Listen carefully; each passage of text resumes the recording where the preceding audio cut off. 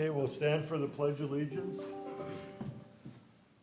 I pledge allegiance To the flag of the United States of America and to the republic for which it stands, one nation, under God, indivisible, with liberty and justice for all.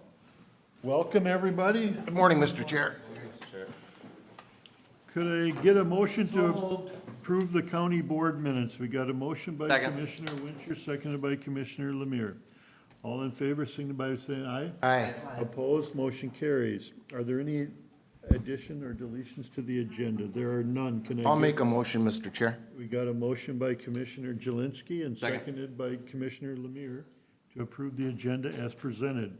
All in favor signify by saying aye. Aye. Opposed, motion carries. Great River Regional Library, welcome, ladies.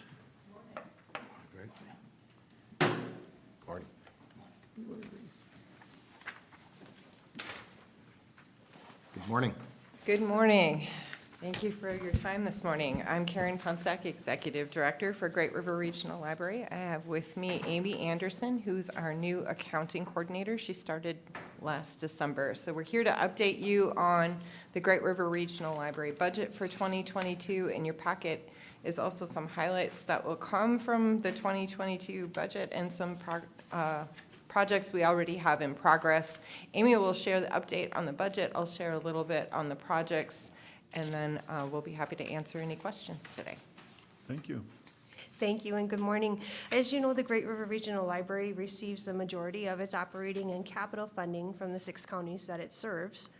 The library's budgeting cycle begins in February with the approval of process guidelines and ends with the adoption of the final budget in July.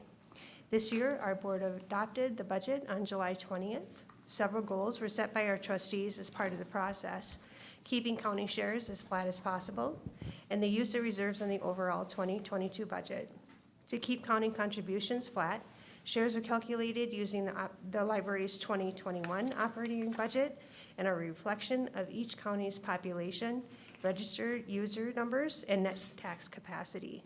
As a result, Morrison County will contribute $491,598 in 2022, which is a decrease of $11,403 from what you contributed in 2021. To incorporate the use of reserves, $315,218 of the library's unassigned fund balance was also incorporated. A preliminary spend-down plan for this amount was also presented and adopted by our by our board in July. The 2022 budget supports the expansion of the library's fines-free initiatives that were started in 2019 with juvenile materials.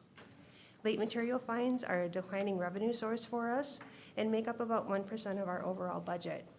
Fines are also not guaranteed, so planning for a significant reduction to this revenue line creates more accuracy in our budget calculations, which is especially important because we don't know our state-funded contribution amounts prior to our process ending.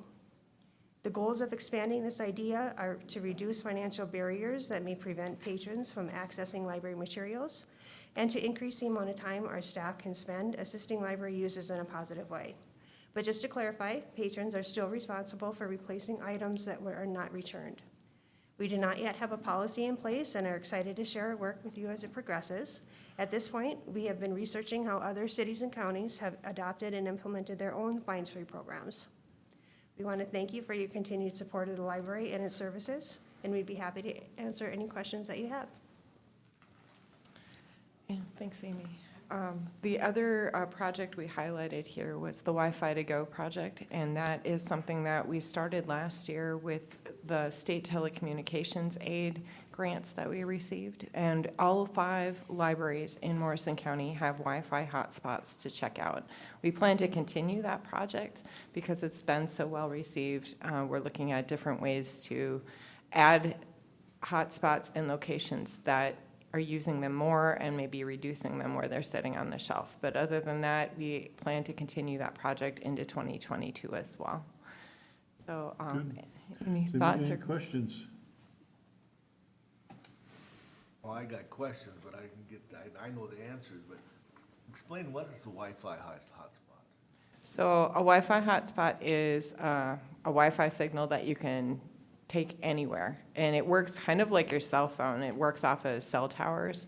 And you can receive a service with a cell tower, you can receive a service from a hotspot, and you hook up any device to that hotspot and get an internet connection. The hotspots check out for 1 week at the library, so if you have a library card, you just go in and check it out and take it home. It doesn't cost anything to use it. And there's no limit to the amount of data that you can use on those hotspots. So we have a lot of people that kind of rotate it. This was one of those pilot projects we started with fundraising out in Pierce about 2 or 3 years ago, and it's just been one that we've been able to expand as more funding has come in to support it. So with school being open, Karen, how many of these devices do we have for each library? It depends on the size of the library. Little Falls has the most, and it's my understanding that that's the place where they seem to check out a little more. If you want to get one, I've heard that Swanville has usually got one hanging around, or Gray Eagle if you want to hop across the border.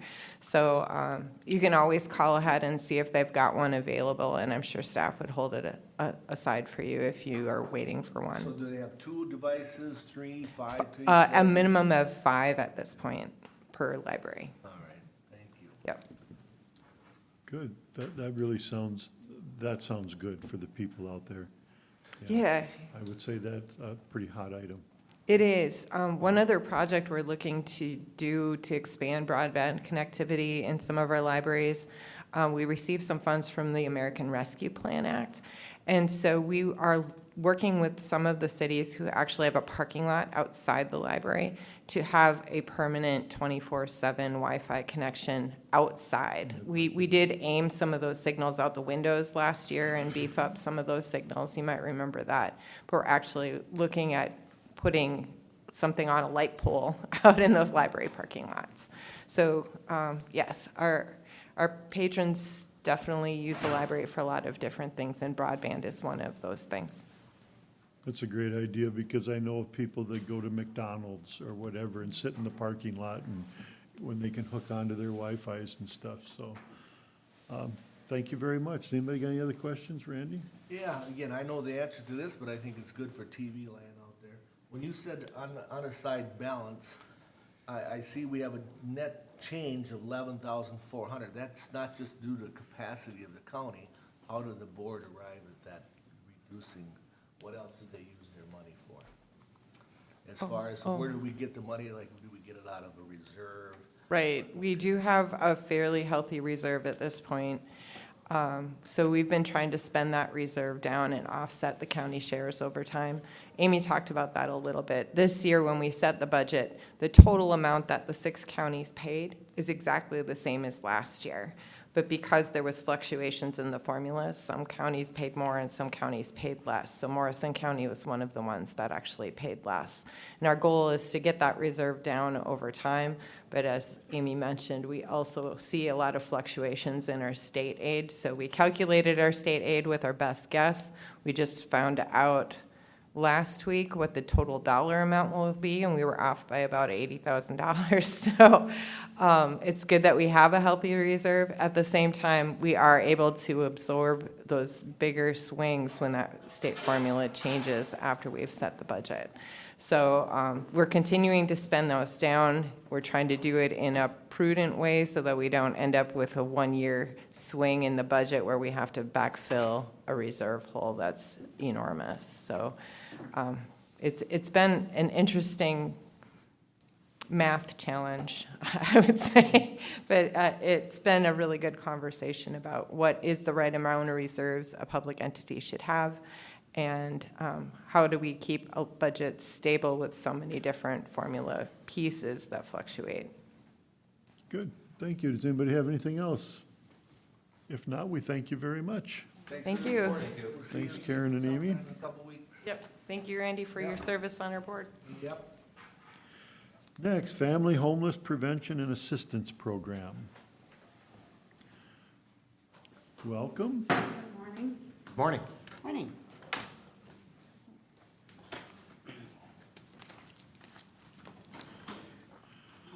Good morning.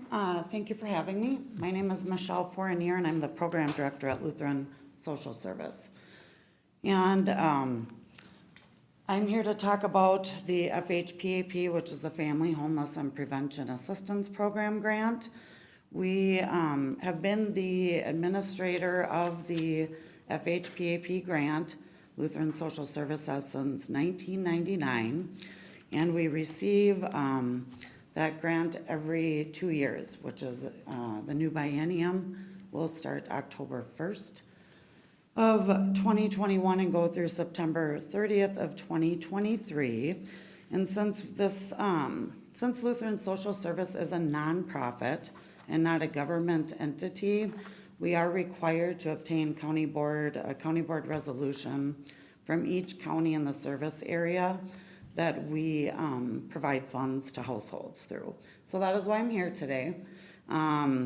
I would like just to provide a little bit of information to the board about what the grant is, and then just some more information specifically about the Hope Housing FHPAP grant that we receive specifically in Crow Wing, Morrison, and Todd counties.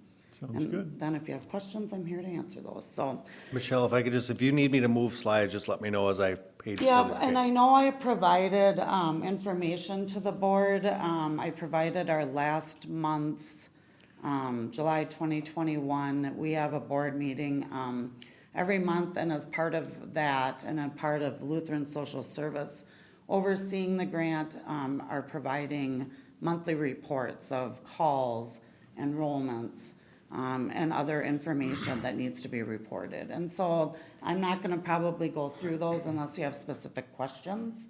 But those are provided, and by legislation have to be provided, as we do have an advisory board that we report to.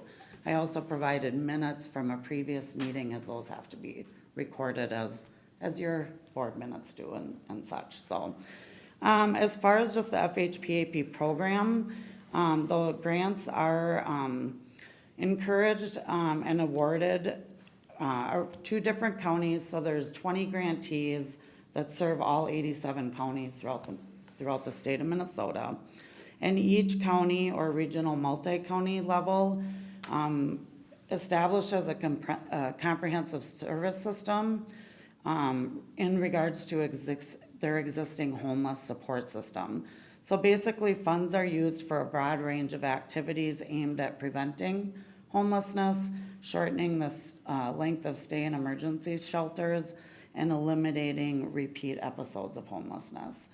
In our grant, we serve single adults, families, and youth in the Brainerd FHPAP grant. Prevention services may include assisting singles or families with finding housing and other support services, as well as direct assistance for rent, security deposits, mortgages, and utilities.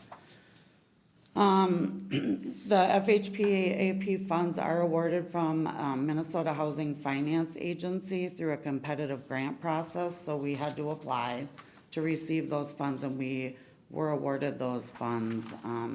And I believe I also included in the packet our award letter for the amount. And so we were awarded $822,200 for the 2-year biennium, which again will start October 1st of this year. Just a little bit for this current biennium that we are in, again, we have been the grant administrator in this area for the Brainerd grant since 1999. Again, there are 20 grantees and serve all 87 counties. The Hope Housing Grant serves Crow Wing, Todd, and Morrison counties.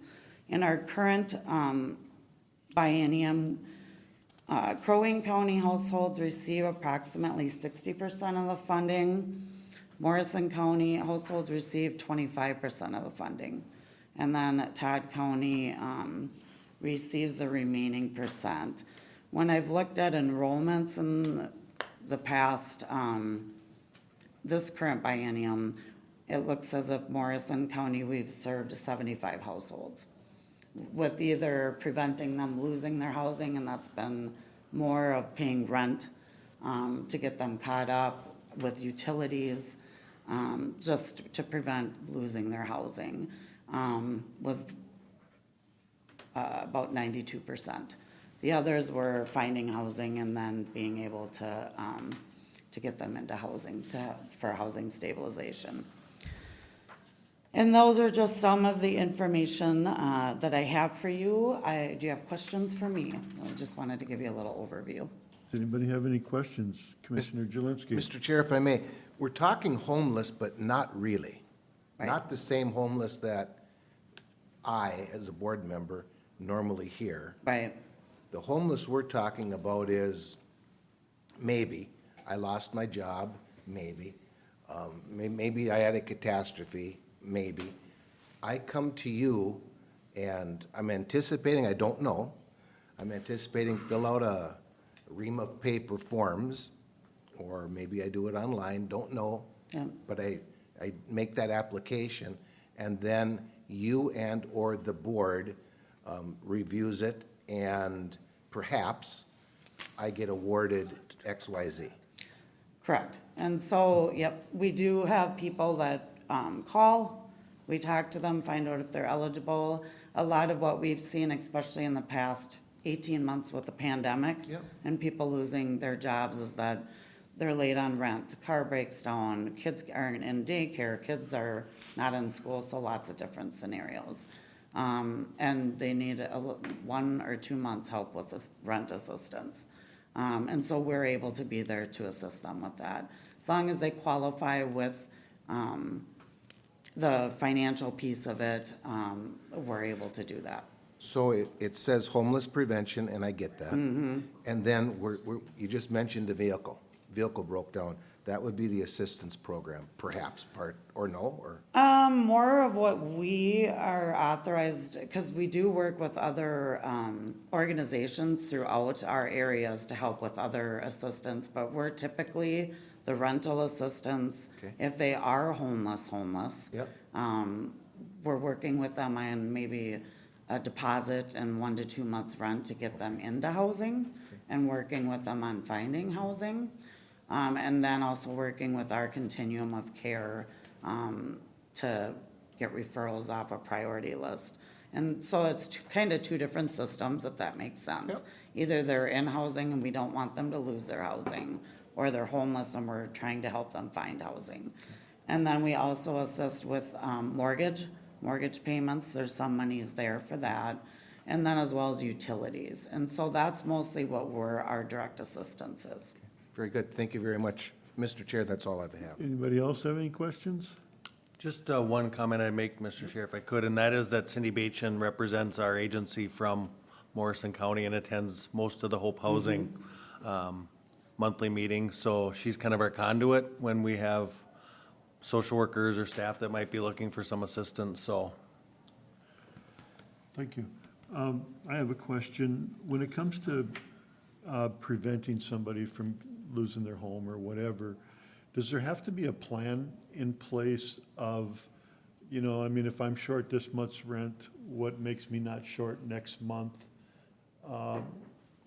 Good question.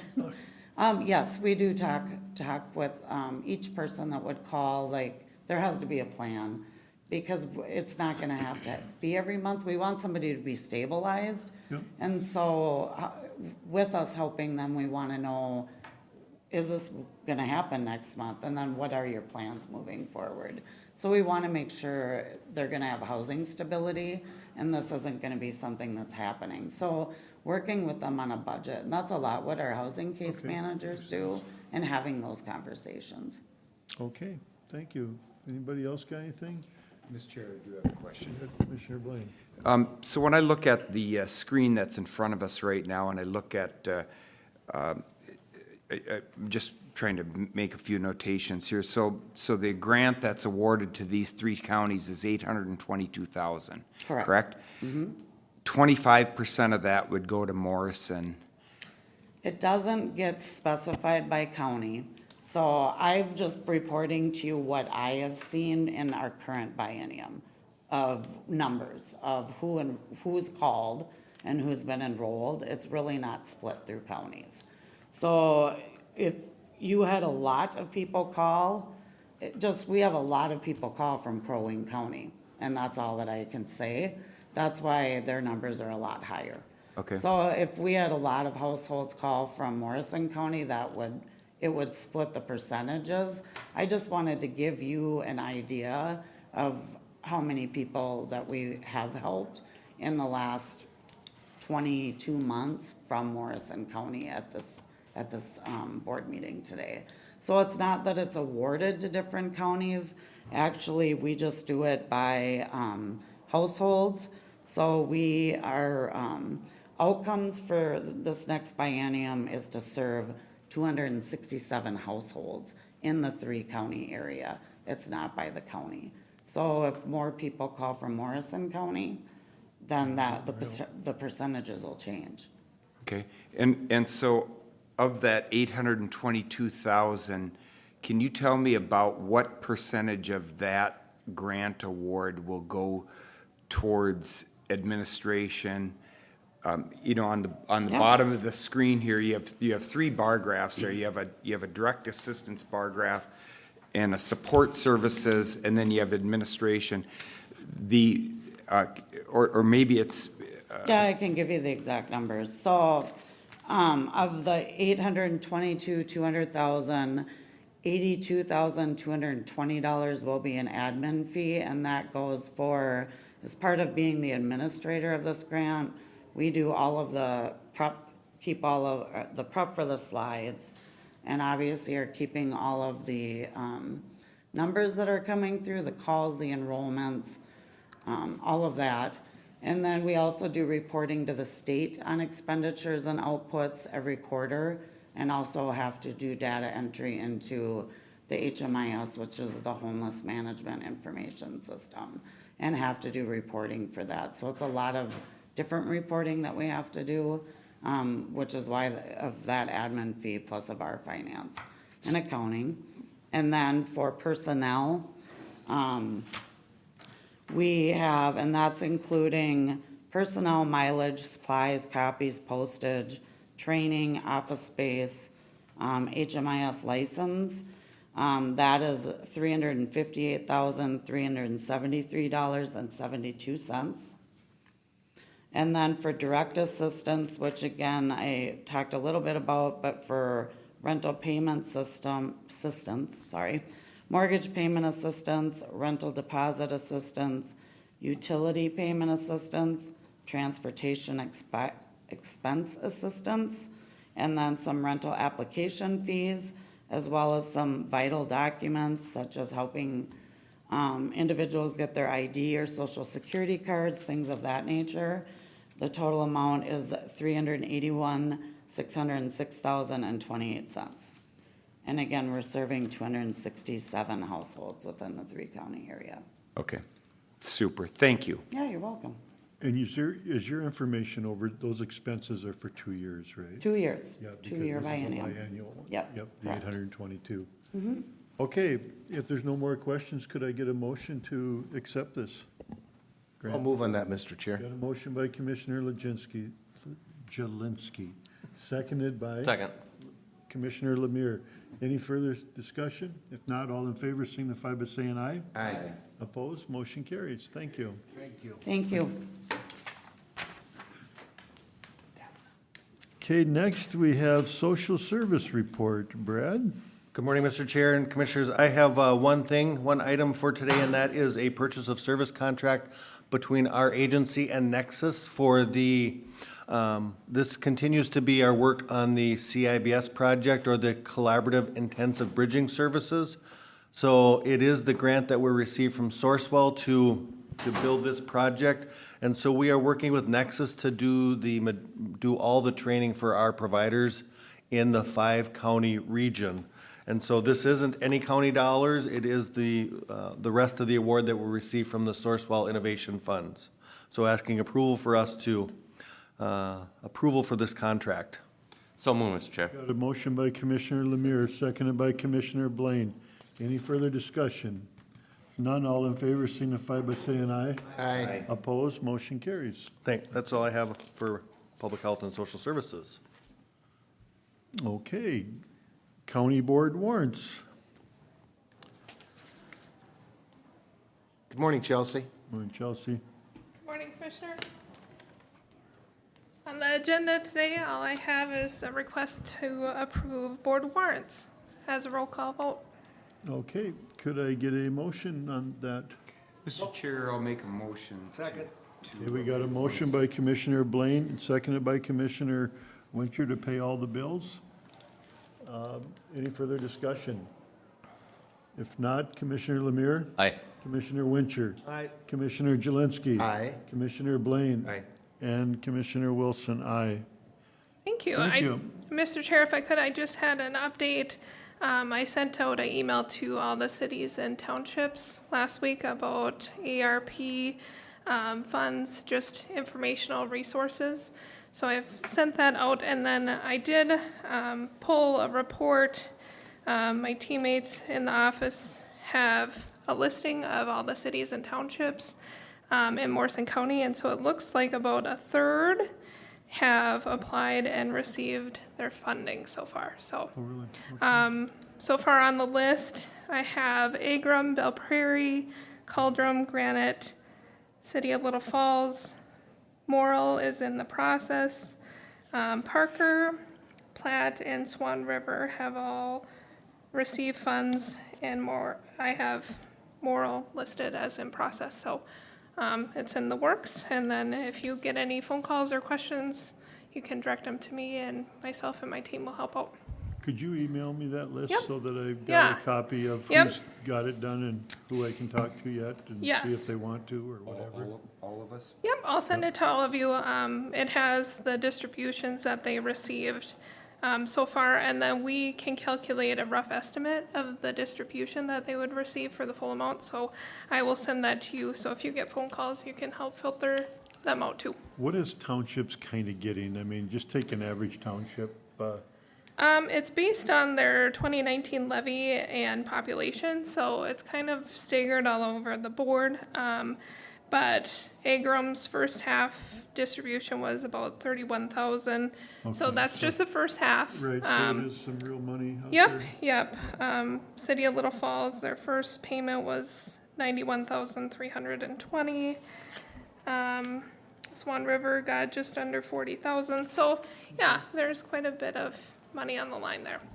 Sounds good. Thank you very much. All right, thank you. Chelsea. Yes, thank you. Thank you. Okay, next we'll move to Public Works. Steve? Thanks, Chelsea. Welcome, Steve. Good morning, Steve. Members of the board? Good morning.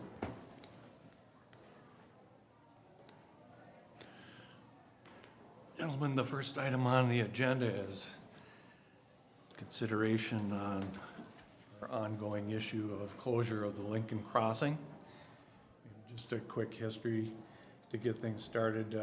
This goes back to 2012, where there was a substantial pressure to consider closing the crossing up at Lincoln.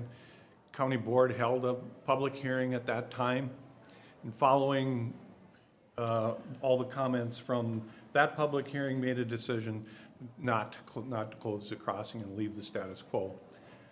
That went that way for a number of years. We had followed up with BNSF, making contact to the department and asking, what are some of the things that they could do to try to get that crossing closed. That was at a period of time when there was substantial amount of rail traffic moving oil, and there was some consideration, some improvements that were going to be made. They were pushing hard for that to happen. We tried to negotiate an arrangement with the Ripley line for an easement along the Ripley line to relieve some safety issues that we had along that track of BNSF. In the end, that wasn't successful. This thing was off and on. It was hot and cold. And as the amount of rail traffic shipping oil kind of dropped off, that kind of dropped off. But recently, we had another proposal by the BNSF in which they have offered to pay to the county $450,000 to close the crossing. It would end up, I believe, in two agreements, one with the BNSF and one with the Minnesota Department of Transportation. Both parties are contributing towards that amount. in order for us to do that closure, so we'd have two agreements there.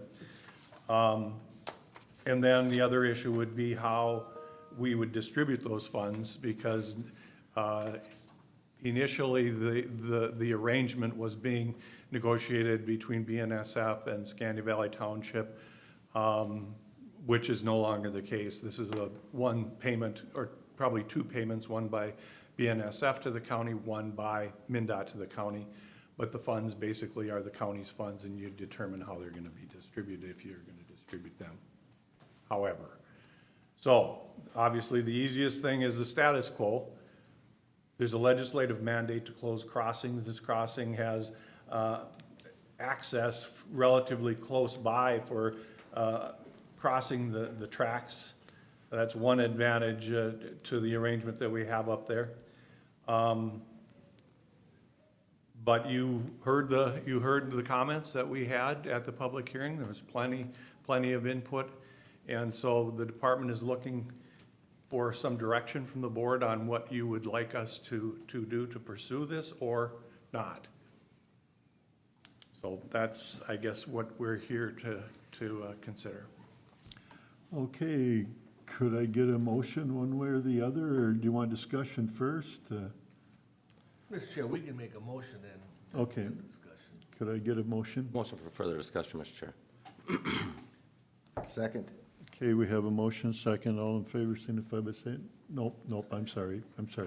Yep, let's have discussion. Okay. We had a public hearing, what was it, 2 weeks ago almost now?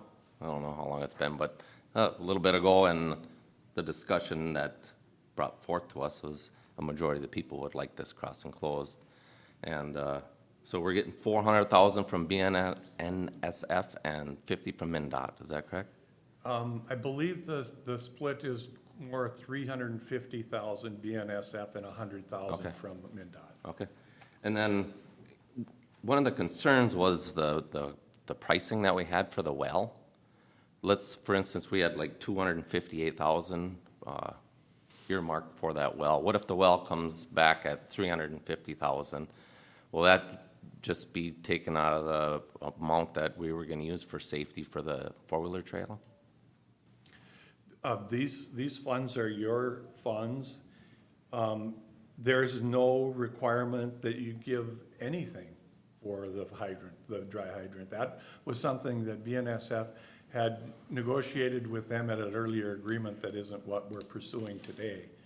The belief was that we would follow through with what they had done there. I think that's the conversation that I was gathering. If it comes out higher, if the board wanted to give more towards it, you could. If you didn't want to give the 258,000, you don't have to. The public hearing that we held gives the authority now to do this closure and revoke this road, whether you give anything at all, and keep it all for the county.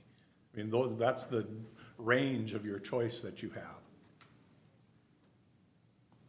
And also, we're going to be turning back a county road to a township road, correct? Correct. And that you have to do. Pardon? That we have to do. I know there was concern about that too, but the county has to turn it back to a township road because of, you gave an adequate explanation to that at that public hearing. That is how our system should work. There is no requirement that has to be turned back. This segment of County Road 200 could stay a county road. If we closed the crossing and did this, then we would have to access from this direction and plow this while the township would be plowing Holt. It makes sense that it goes that way. The functional classification and what this road is providing fits with a township road more than a county road. Okay. But again, there is no obligation, Commissioner, that you do that. There are areas where that specific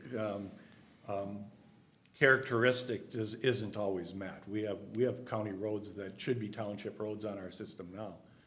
Just like there are some township roads that should be county roads on the system now. This was more of a package deal. If we're gonna close the crossing, we were gonna provide funding that this fits their system better than ours, we'd do it all at the same time. Okay. That makes sense to me. Okay, Commissioner Wincher. Thank you, Mr. Chair. To follow up on Commissioner Lemire, if we turn this road back, and that was one that I think we have some supervisors here from Scandy, if we turn that back, they would get the road tax, I'm assuming, on that then? And what would the dollar amount, because that's a short segment, what is it, about a mile and a half maybe? Yeah, I mean, just I'm not sure, roughly. yeah, it's Yeah. probably, let's have, if it's a mile, what would, that would be added to their mileage, and then it is figured into the calculation for the distribution of the amount of gas tax that comes to Morrison County. The amount of gas tax that comes to the county is split. 50% is based on population, 50% is based on mileage. I believe that based on that mile, it's probably around $500 is what the annual gas tax distribution they would get. The county doesn't get anything though. That's the other. And again, to pursue that, if we turn it back, I know it was mentioned that they would like some of this 400 and some thousand.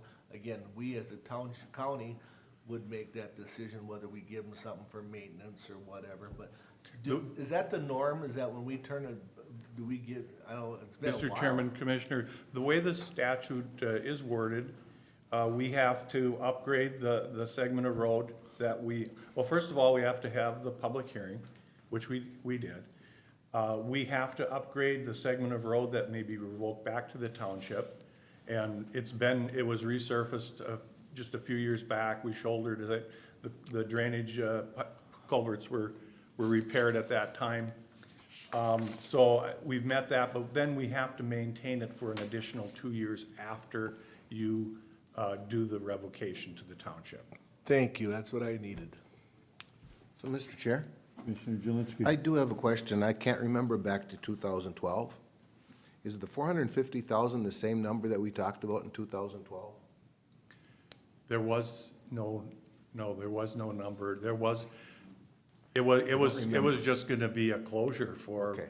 basically safety reasons and the demands for the public. But the conversation, if I go back to 2012, also included that hydrant, did it not? Or That am I followed. mistaken? That followed after, there was pressure to close the crossing. Yep, The county board said, let's have a public hearing Absolutely. and so we held the public hearing. There was it was just a question, should we close it or should we not close it? okay. Okay, Yep. so then they voted to leave it the status quo, keep it Yep. open. Following that, then these other things started to fall into place where, what will it take to get it, to relieve some of the opposition there was? Part of it was to negotiate for this dry hydrant setup. Part of it was the easement along the Ripley line. Those were the things that we were after but they all occurred after the board determined they were not gonna close it. Okay. It was kind of a new set of negotiations. Okay. Okay, very good. Commissioner Blaine. Thank you, Mr. Chair. I'm kind of looking at things procedurally here and to you, Steve, and in respect to Commissioner Lemire and his district up there. But, so the RBA in front of us has and the motion that, in second, that we have on the table now is simply to set direction to say whether or not we would go forth with either closing or not closing this intersection. Is that correct? What I was looking for was that direction if the board was supporting closure, because we'd put the agreements into place and do the legal work for that to come, then it would come back to you for action on those agreements. So, The split on the funding, it would be nice, I think, to know that going into this, but it wouldn't necessarily have to be at this point in time. So Mr. Chair and Steve, so what and I think we're both going kind of the same place here. So what I'm wondering is if, and if this would be part of the motion, would be direction on how that $450,000 is utilized, or would that be dialogue that would take place after we vote on just the closure, or if you want that as a part of that, whether or not funds are utilized to address that dry well or the relocation of the well for fire safety purposes, and or any other utilization of funds, let's say, as Commissioner Wincher was referring to, any kind of aid payment to Scandia Valley Township or anything else, and or if we're going to bring into this conversation the issue of addressing this trail four-wheeler deal over in Commissioner Jelinski's district, if that's a part of this discussion, or that would be a separate discussion. I think they all kind of fit together. There is, you know, it's all been a part of the conversation as we've got to this point. There is, I firmly believe there is not any more resources available for this. I've tried very hard, and one of the reasons why it's taken this long is I was trying to obtain more than they're offering for this closure at that point in time, but I don't believe there's any more resources that will go towards this from either BNSF or MnDOT. And so I think we're at a position here where we know what we're gonna be getting, and how we distribute that has been part of the conversation. It would be nice to make that determination at this point in time. Would that be your request, Steve? Yes, it would. As part of this decision on the crossing itself, but then also if we were going to vote, if this board votes to close that crossing, then to let's say designate in, I'm gonna guess maybe in rough fashion, how those funds would be utilized in some of the projects that this board and you have discussed about meeting needs out there, including that well. I think that would be the best outcome we have. We have a decision made, we can move forward, put that in place, and it Cut and dry. ends all the controversy or whatever. Discussion of this yes, issue. We're done with it. Yeah, And okay, thank you, and that's kind of where I was wondering if we were gonna be able to get to here. The only thing that I would question about that, would we be voting to give, let's say, the $258,000 to the township without requiring the well? Because I think we discussed a little bit, with that road closure, there's like 800 feet difference of going around one way versus the other way. Isn't that still the township's vote if they want a well or they don't want a well? Because the well could be 350,000 today, I don't know. Am I on the track with that this vote would be to give the township $258,000? That number, I think you would specify what it is, and I think from my perspective, it would be best to give them that and let them determine how they want to expend it. Yep. Okay. Commissioner Winter. I appreciate that. So if the way the motion would be, Mr. Chair, if we give them X amount of dollars, that would be, if they decide they don't want to put a well in, then they can do what they want. If that's for the maintenance, I would put that all in. If there's any, further, like they said, they may come and ask for more money. I think that should be also part of that. So if we give them X amount of dollars, hey, this is work for 2 years up to after that, that road is there. See what I'm saying? So I don't want them coming back in 3 years and say, hey, we need another $10,000 to help maintain this road. Am I on the right track there? Yeah, that's how I'd see it. I would think that the motion would state that we're giving them this amount of money to close down the road. and help me with this if this is wrong. Do we need to add a bunch of stuff to that, or we're giving them 250? I think the motion would be to close the Lincoln Crossing and revoke that portion of County Road 200 west of the BNSF to Scandia Valley Township with a payment of whatever you decide, and that's what we would move forward with. Okay. Any more discussion? Write that down, Mr. Chair. I'm gonna, the way Steve just presented that with somebody with a number in there. Well, Mr. Chair, I would be, if you don't mind. Go ahead.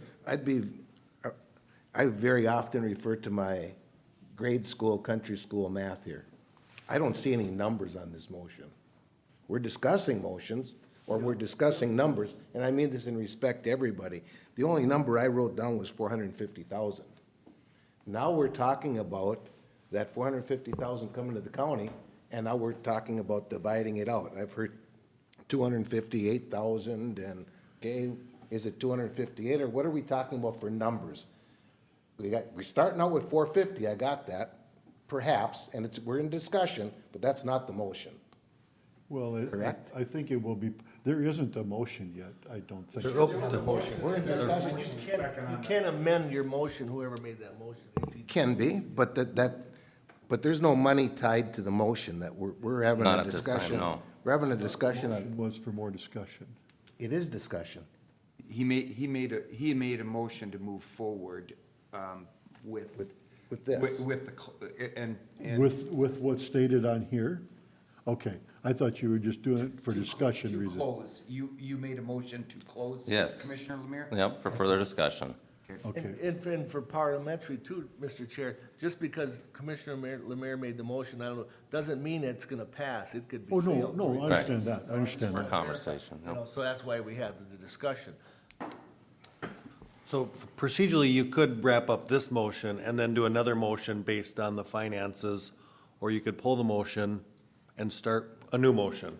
You can go either way, depending upon what you want to do relative to this. The only problem, the only heartburn I'm getting from this is we kind of sold this premise off of putting this well in, and now we're not going to be having that motion as putting the well in. But you could. I mean, it, But how do you put a dollar amount on it when we don't know what the installation of a well would be? Because wasn't this a number from 2016? it was a number that they negotiated with BNSF. I wasn't involved with that. But if I may, Mr. Chair. I do like, I mean, I do like the possibility of allowing them just to have the money and then they can do with it whatever they want too, but I don't know what the fire department would think about that. And Mr. Chair, to Commissioner Winchell, go follow ahead. on that, My only problem. the estimate could come in at 150,000 too to put the well. I don't know, you know, I'm just guessing at numbers. They would still have the 258,000 to do what they want. It comes in at 350, then, you know, then you got 250. That would be something that Scandia Township would have to decide. So again, I'm just putting that out there. Commissioner Blaine? So, thank you, Mr. Chair, and Commissioner Lemire, I agree with you strongly on this, that, you know, to me, one of the big concerns with closing that road up there, that crossing up there, was that well and where that well plays a part in providing public safety up there to the fire department up there. I also recognize the fact that if we make a disbursement to Scandia Valley Township, I'm not sure how much levity we would have in directing them. We give them a gift and then tell them this is how you have to use it.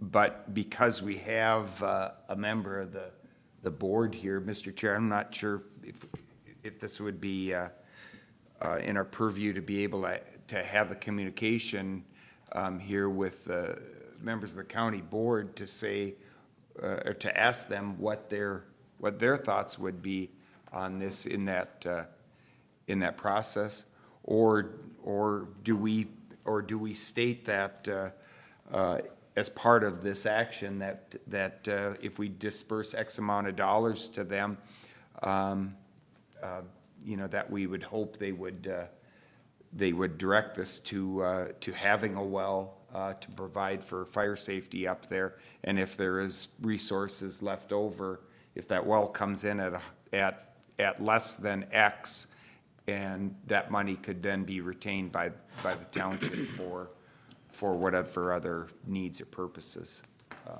that way. But I'd like to, or certainly would like to hope that work on relocating that well to provide for public safety up there would be a part of the work that we're completing here this morning.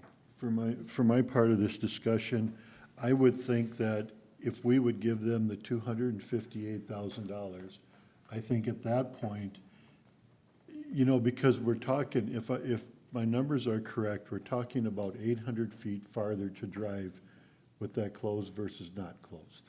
It's gotta be more, to Well, go around. Has to If be way you, more if you than make that. a comparison of the intersection at Highway 10 and the route to get to where they fill or come this way, it's only about 800 feet difference. So I guess that I don't know why I would tie their hands. I would think that that would be up to them now with the fire department, with everything, to make that decision based on what the people in their township want them to do. I know we've discussed this closing, but I also don't want to tie their hands to have to put a well in if it's $100,000 more than this one is. So that's where I think that giving them the 258, 260, whatever number we come with, then let them go to do what they do. That their township, they'll make a suggestion on what they want to do, and their township will decide what to do. If they negotiated this back when, to get some money to close that, and I think the hydrant was probably one of those things that you could use because you're closing our road, we need money for this or that. I think now that we've received money, we take that money, we give it to the township, and we let them decide what they want to do with this. That's where I'd like to see this, because I don't want to tie their hands to a well that could be $100,000 more than this well. What if they want the well? Then they'll put it in. And they only get 258 and the well's 358. Where do they get their $100,000 more? That's what I'm getting at. Yeah, I'm well, not tying, I don't want to tie their hands either, but what if they want the well? should the and it's township be considerable? responsible for that, since, I'm just Being asking. that it are we was should- sold under the premise of that well, I think we have a responsibility to accommodate that. And Mr. Chair, of course, and again, Yep. I disagreed a little bit with Commissioner Lemire because there was more selling than just the well was. There was the whistle, the derailment. I mean, they were talking more about, and to my opinion, at the board meeting, yeah, the Scandia Valley Fire Department was there, but that was just one of the issues. The other two issues were about these other things were the closing. So whether, they get this X amount of dollars, and the only way we could possibly, I agree with you, Mr. Chair, is that I don't think we should direct, if it comes in at 350,000, we've dealt with other times, they can raise the levy if they want to put that up in their own township to pay for that additional money if they want. But that, I believe, is the township and the community to make that decision, not us. I believe, Steve, we're gonna have some expense in closing that road down too, right? Oh, yeah, we'll be removing the approach grades, we have to barricade it, we have work that we will be expending to make sure it's not used. Okay. Mr. Chair?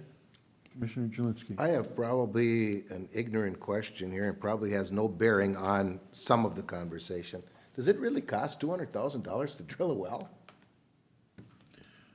Or are we talking about, and we have a township official, Mr. Chair? Yeah, why don't we- I would ask, could I ask? Yeah. Bring them up, bring them up. Yeah, come Yeah, on. Terry, why don't you come on up here and, they've got a few questions And for again, you. maybe it's a question that doesn't really need to be answered, but really, does a Does it cost $200,000 to drill a well? Or are we talking about building a home for that well? Yes. Heating that home? Yes. And that's part of this 200,000 that That we're is doing? part of that. Good morning, Commissioners. Thank you for having me up. Terry Sandstrom from Scandia Valley, as you all know. And I am the chairman of the board up there. So it was my short straw to come down and sit next to Steve and sell us. But anyways, that 250,000 was to purchase land, build a warming shack, something that you can heat in the winter, and keep a 12-inch well. Now, when you think of wells for the house and that, it's probably 4-inch. They need the 12-inch to be able to pull that water out of the ground, along with a pump, to fill that truck in a couple minutes, 3-4 minutes. Now, you were talking 800 feet. Yes, it's 800 feet difference, but if you were to have a fire over at the pumping station, and now you had to go all the way around, it's 2.6 miles. Takes about 5 minutes on no traffic, and that's what I timed out this morning. But if you were to have traffic on a Friday afternoon or Thursday afternoon on Highway 10, yes, you'd be screaming with the sirens on, and still, it might be 3 minutes, 4 minutes. But anyways, that amount we came up with, 258,000 back then, is looked at the price of the well, a price of a building, and to man it with all the equipment. So you have a pump there big enough to handle the pumping of a 12-inch well. So my question was, at the hearing, was just the factor that was 5 years ago, 6 years ago. Now, the price has gone up 2.5% per year, 3%. Where are we at today? That 258 might have gone to 275, 285, up into that range. You have the right idea. You know, if you give us the 260,000, everyone up there is gonna say, okay, we got the 260, you guys end up with another 170 as the county. And what are you gonna do with that? If we come up short, it would be nice to have that, but at the same time, I understand you can't not sign the check and say unlimited. So if you need to set an amount, I would recommend taking a 2.5%. Somehow a calculation that you've said 5 years, no? Randy's shaking his Well, head. because you've actually purchased land, now you're not gonna be purchasing any land, that was part of that Yeah. 258. We still have to buy the Oh, land. you still have to buy the land with that? We don't have the land. Yeah. And the So what land, happens- price of land has gone just Okay, I skyrocketing. thought, because you didn't bring that up, that you're gonna use something else for that. No, we still have to buy the land on that side Okay, of Highway 10, and it might be on the other side of 10. That way we can have the availability. Well, guys, to keep this. Keep this- it moving. Well, There. no, to keep it clean and everything, what if we had a figure of like $300,000? We can do whatever we want to do, I guess. It's, Yes, we we're just can, taking it away from the county. But if we had a figure like that, we give to the township for the closing of that road, and we're done with this. And they do whatever they do. They have to work with their people up there. Yeah. They have to work with their people up there to, whether they're gonna put in a well, whether they're not gonna put in a well. The well's gonna happen, because we need it for the public safety. If Yeah. that crossing closes, it just makes sense. But I don't want to make, That I don't want to stipulation, make yes, you tell have to us. do that. That's your decision to do Correct. with your township, what you want to do. Mr. Chair, I'll make a motion. We have a motion yet to I'm close. gonna rescind my motion and remake my motion to close the tracks. 300,000 will go to Scandia Valley Township, 70,000 for removal of approach grading. I Do you think, need a, Commissioner, if you would just designate what goes to the township, then. okay, it would- 300,000 goes to the township. And we The rest keep goes to the rest. county Yep. for use or they see fit. Randy, are you willing to amend that? You made, oh, Jeff did, I'm sorry. Jeff, are you willing to, Well, this is a new motion. no? Well, we, Their motion's rescinded. Yeah, It's a the new other motion. Yeah, And But I'll, that's I'll, what they- Wait a I'll minute. second his, I'll second Commissioner okay, what Lemere's happened to the other motion that we didn't was vote on? It's rescinded, it's done. The person who made the motion rescinded it, so it can be pulled. Okay, so that's gone, so, okay. It's gone. So Commissioner Lemire's got a motion on the floor. Is there a second to that? I'll make the second, Mr. Chair. And since I'm talking, I'll have a little bit more discussion in the sense that, and thank you, Mr. Sandstrom, for coming to the table. For clarity, the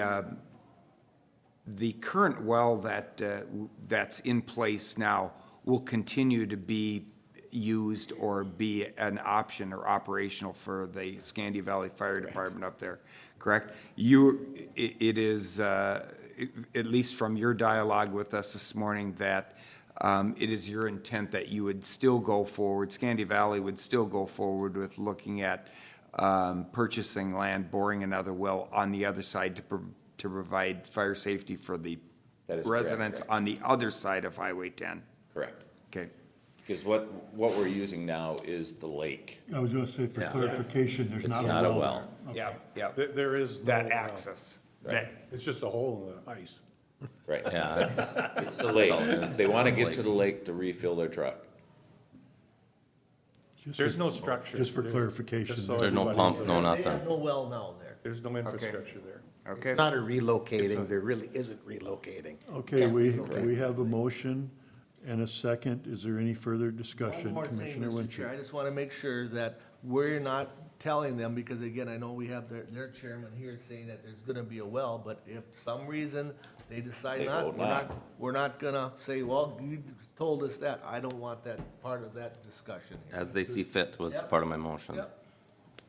Mr. Chairman, can we just a little clarification on that? If the motion would be to close the Lincoln Crossing, revoke that portion of County Road 200 west of the BNSF railroad grade to Scandia Valley Township and make payment to Scandia Valley Township in the amount of $300,000.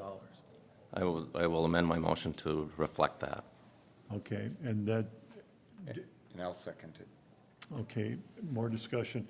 And the road, did you just say that then the road is theirs and that's, It'll be revoked. We'll follow the statute to accomplish that. sounds good. Yeah. Okay. All right, we have a motion, Commissioner So, Jelinski. Mr. Chair, with all that in mind, and I heard 2 years before, I mean, the county's gonna maintain the road for 2 years. I think that's what I heard. That's correct. So, did we ever hear from Burlington Northern, is it 2 years before they're gonna close the crossing? And I mean this in respect now to Scandia Valley and to public safety. Correct. Simply saying, we're saying, without directing you to drill a well, we're saying, gonna relocate this thing. Well, you're gonna relocate it in 2 years? Is Burlington Northern gonna leave that crossing open for 2 years? Is Burlington Northern gonna close that crossing tomorrow upon the motion, should it pass? And whatever Scandia Valley does with their water is whatever they do, but do we know when Burlington Northern is actually gonna say, that's it, we're done? It would be part of the agreement that is being drafted. It's really us anyway that's closing, I think, right? I Yeah, think there's some negotiations to that. okay. I don't know what type of time frame we would be looking at, but I know they're gonna want it to happen relatively quickly. It's probably gonna take a number of months to get all the legal work and the agreements put into place. And then there would be a timeline that was in there that this is the date the crossing is gonna close.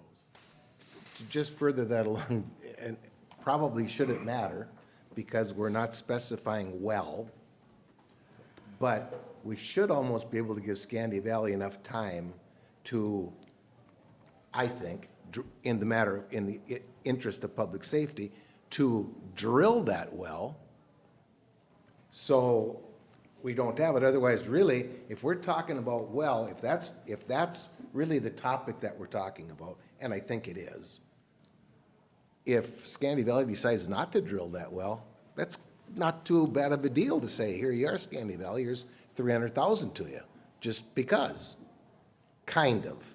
Correct, I understand. And maybe that has no relevance on the conversation, I don't know.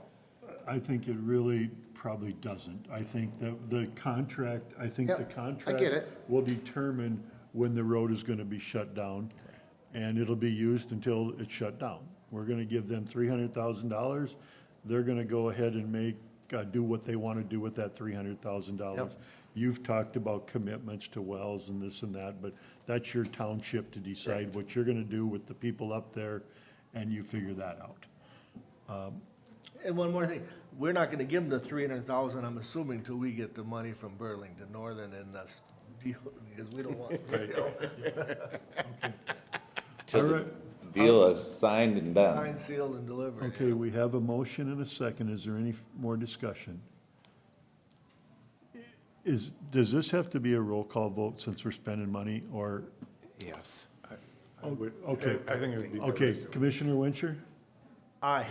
Commissioner Jelinski, Aye. Commissioner Blaine, Aye. and I, and Commissioner Lemire. Aye. Okay, motion carries. Thank you, Terry. Thank you very much. Thank, Worth the drive. Thanks, Terry. It was worth the drive. Thank you for being here. Yeah. Steve, thank you for all the work that you've put into this crossing. I know it's been a long time. Yeah, this is, We thank you. Thank you, Mr. Chairman, members of the board. It'll be good to have this resolved. The next item that I have for your consideration is authorization of prioritization of our deficient bridges. This resolution is updated routinely. We are requesting that the board would adopt it with two updates. The CASA 1 Hay Creek Bridge is, structure is one that we would like to try to work towards a grant towards replacing. It's north of Randall, north of the structure that we're replacing this year, that will also be impacted by the Camp Ripley Veteran State Trail. And so we're gonna need to extend that and have enough width on it to accommodate the trail. We're requesting the board would add it to the resolution so we'll be able to apply for grants or potentially bonding money to replace that structure. And then the second one is the L 2924 Elmdale Township 20th Avenue over the two rivers, which had a update in the inspection this spring. And based on the update of that inspection, this structure now becomes eligible for town bridge funds. So we need to prioritize it so that we can move it forward to replacing. I'm requesting that the board would adopt this updated resolution. So moved. Second. Okay, we got a motion by Commissioner Wincher, seconded by Commissioner Blaine. Any further discussion? If not, all in favor signify by saying aye. Aye. Opposed, motion carries. That's all I have, Mr. Chairman. Say, as long as Thank you, Steve. Steve is here, as you notice, he is retiring from the county after all these years, unfortunately, so, thank you, Steve, for your service, and I know you'll be here a few more times, so.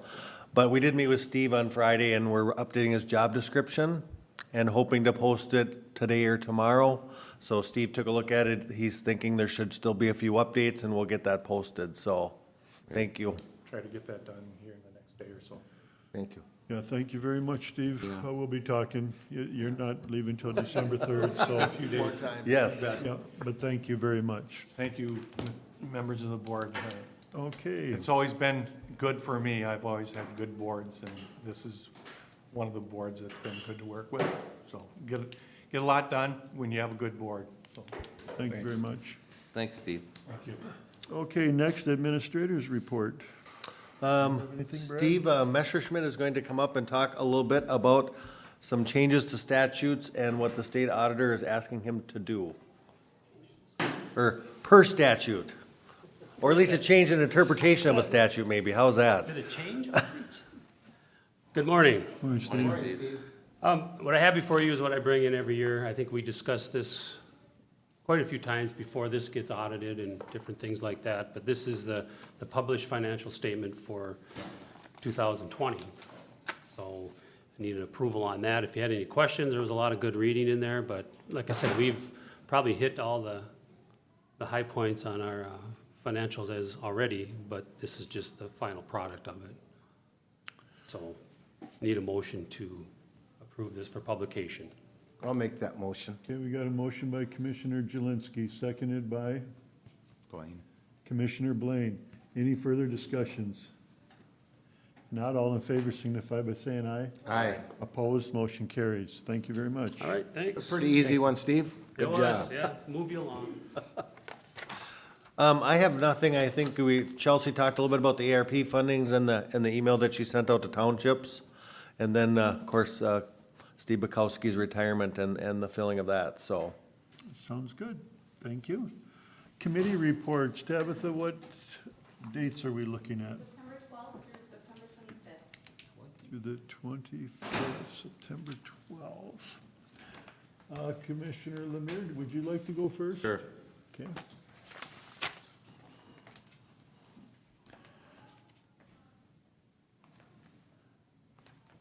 September 12th is Camp Ripley Open House. September 13th, Yellow Ribbon Committee, 5:30, Zoom. 14th, Planning Session, 8:30, Budget Meeting, 10, Board of Adjustments, 6, and also I believe Todd County is having their meeting to discuss Lake Chamina's water flow on that evening also. September 15th, Public Health, 5 o'clock. It says County Boardroom. Yes, it was originally county boardroom and is now gonna be virtual. Okay, yeah, that's right. Virtual. Yep. 16th, Long Prairie One Watershed, One Plan, 9 o'clock AM. That's Zoom or something like that. 21st, 4-H Day, wear your t-shirts, county board meeting, and that's all I got. Okay, thank you. Commissioner Wencher. Okay, so I can't remember, did you say we had budget after on the 14th on planning? Yes. Okay, all right, and now, again, clarify, I had Camp Ripley Open House on 19th is Sunday, but maybe I'm incorrect there, so. So You it's the could be 12th, right. huh? I don't know, that's what I got. So, I think it's the 12th. okay, all right. And then the Water Festival, it was supposed to happen on the 21st and 22nd, where the county board goes to Camp Ripley. That's been canceled, so just to let you know, that will not, yeah. so- Never knew about it. Yeah, so just and then I have at 5 o'clock on the 21st at the Great River Regional Library. On the 23rd, I have TCC. 24th, I have Soil and Water at 8 o'clock here at the courthouse, and that takes care of me. Is your Great River in person? Yep, that's at St. Cloud Library. CC's in person? Nope, well, that can be personal, yeah. You can, that one they give the option, Great River does not. And Mr. Chair, on the 13th at 6:30 in the evening here at the Government Center, Morrison County Public Safety Group meets. On the 14th at noon, I've got Toward Zero Death. And I don't know why, but I have 2 budget meetings scheduled for that day. For what day? One on 14th, and I'm probably wrong, but I've got one at 10:30 and I've got one at 1 o'clock. I don't know if that's true, false, right, or wrong. Anybody? I don't see one for 1 o'clock. Okay, you don't, so 1 o'clock, bye-bye, okay? I can confirm that with you later, but I Okay. don't see one. Okay. On the 15th at 3:30 in the afternoon, I have a State Emergency Communication Chairs Executive Committee meeting. That's virtual. 5 o'clock, I have a Hands of Hope meeting. That's virtual. On the 16th at 10 o'clock in the morning, I have a Central Minnesota Emergency Services Board Owners and Operators meeting. That's 10 o'clock. That's virtual. Should also be noted that AMC's Fall Conference is the 15th and 16th and 17th, of which this year I will not be attending. I've got my hands full with this stuff here. On the 17th at 9 o'clock in the morning, this may be my last FCC Strike Force meeting. That's at 9 o'clock. That's virtual. On the 19th at 2 o'clock in the afternoon, there's a Homeless in Morrison County meeting. That one is at First United Church. That was when what's her Kathy name Lang was here. Kathy Yep. Lang, and those, they mentioned that. On the 21st, we've got the County Board and 4-H Day. On the 23rd at 12:30 in the afternoon, I have a State Emergency Communications Board meeting. And Mr. Chair, to the best of my knowledge, that's it for me. Okay, Commissioner Blaine. The Ag Society will meet on Thursday, the 16th at 7 PM. And I believe they'll still meet at the fairgrounds. And on the 23rd, I believe the Region 5 Board will meet on the 23rd and not the 30th. If I find that to be different, I will email you.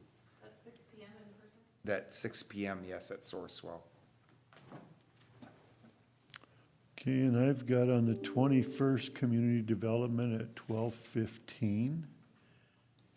And I think that's all I've got. Do I have airport on there? Is that? Okay, okay. They meet sometimes, sometimes they don't, but put down airport for the 16th. And then, is it time for Mississippi Headwaters Bowl? You know what, we were going to meet, it got canceled last week, and there's an email right now, but on the 16th, it was going to be now at the AMC conference. So, why don't you put down 16th for the Mississippi Headwaters Board, and it's at, the AMC conference. So I'll have to figure that one out. Is anybody signed up for the AMC conference, or are we registered at all, or do we just go there if we want to, or, No, Mr. Chair, you have to register for that. okay. Okay, we'll check that out later. Yeah. If Okay. if you're just gonna go for the Mississippi Headwaters Board meeting, I don't think you should Right. register. No, Right, right, I don't right. believe you have to, but I'm just saying that. Yeah, if you're gonna, We're if attending, anybody's that has going to the be- conference. And I'm I can do that for you guys if you wanna go, you just. If anybody wants to go, yeah. I'm pretty sure that well, maybe registration stays open Well, the whole it's- time, I don't know. I cannot go. Okay, Is that in And- St. Cloud this year? No, it's in Alexandria. Alexandria. Arrowwood, I think? It is. They had that like 3 or 4 years ago. It is. Yeah. They have it every year. well, if anybody wants to go, check with Tabitha and get registered, so. Okay, does anybody have any? And just to follow up with the water festival, you know, there's a couple schools that could not get their, I think it's the 6th grade all together and maybe do with whatever reason, so they decided to cancel it this year, so. Okay, sounds good, thank you. Okay, if there's nothing else, could I get a motion to adjourn? So moved. Got a motion by Commissioner Jelinski, seconded by Commissioner Wincher.